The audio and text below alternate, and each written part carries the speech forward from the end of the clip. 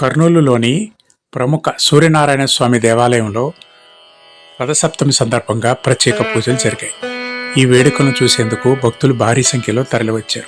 విశేషమైన సూర్య దేవాలయంలో ఇక్కడ పూజలు అద్భుతంగా జరిగాయి. ముఖ్యంగా సూర్యనారాయణ స్వామి విగ్రహాన్ని చూసి భక్తులు పరవశించిపోయారు. ప్రత్యేక పూజల్లో పాల్గొని తన్మయత్వం పొందారు.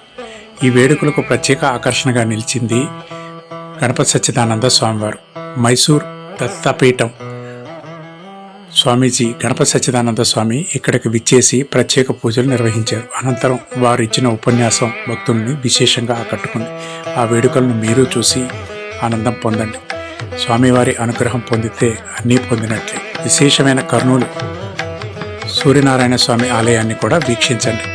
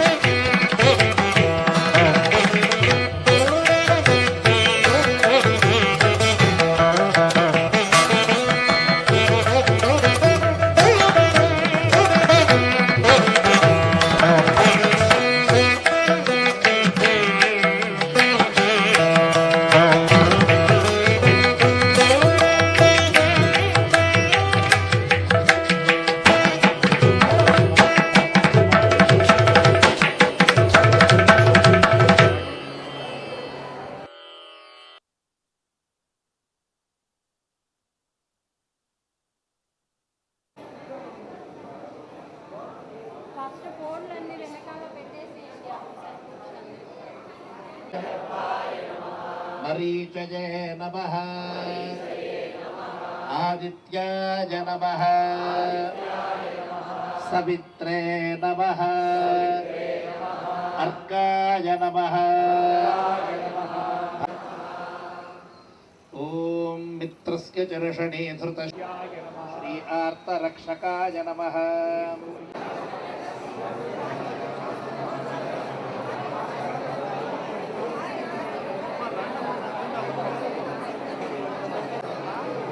వీడియోలు ఫోటోలు తీయద్దు దయచేసి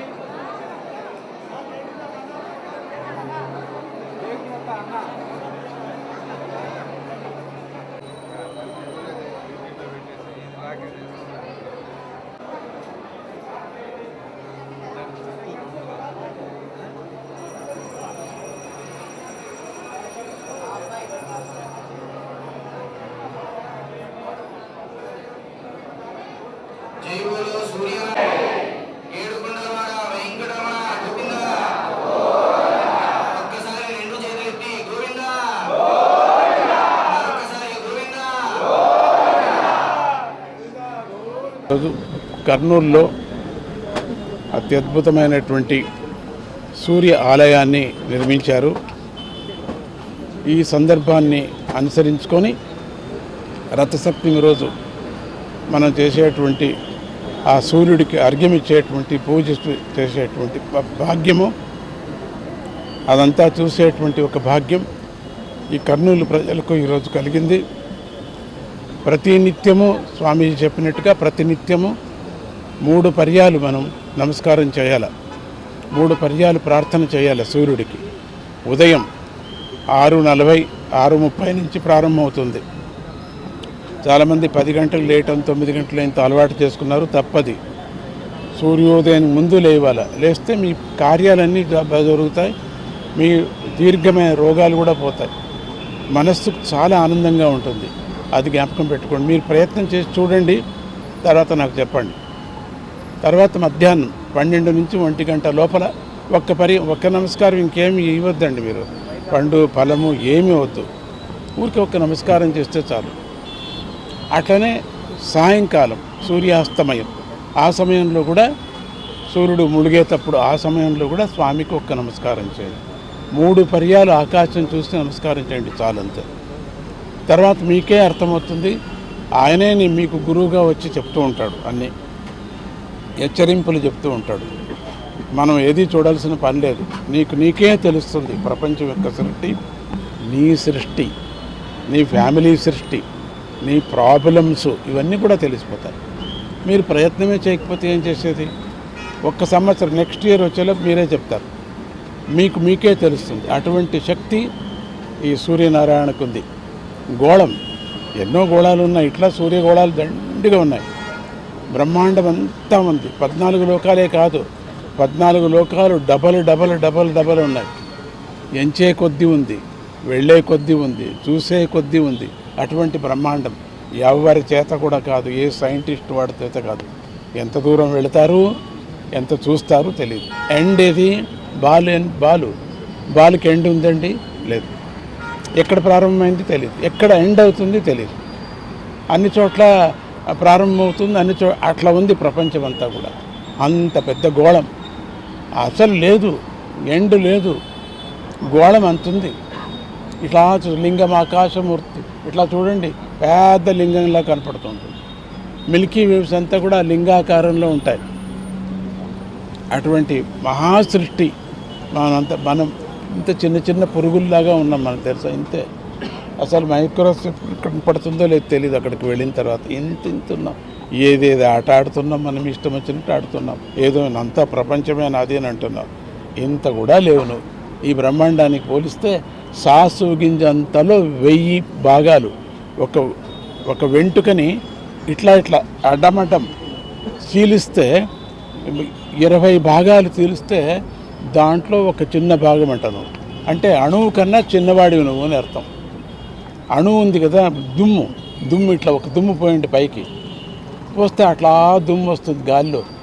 ఆ సూర్యుడు వెలుతురులో చూడండి, లేక లైట్లో చూడండి, అంత దుమ్ము అట్లా ఉంటుంది. ఆ దుమ్ములో ఒక కణం ఉంది కదా, ఆ కణములో 10వ వంతు నువ్వు. అమ్మో, దాంట్లో కూడా 10వ వంతు. ఆ 10వ వంతు నీకు కనపడతావా? కనపడవు. గంధంలాగా ఇట్లా అయిపోతుంది. సో అటువంటి సృష్టి మంది.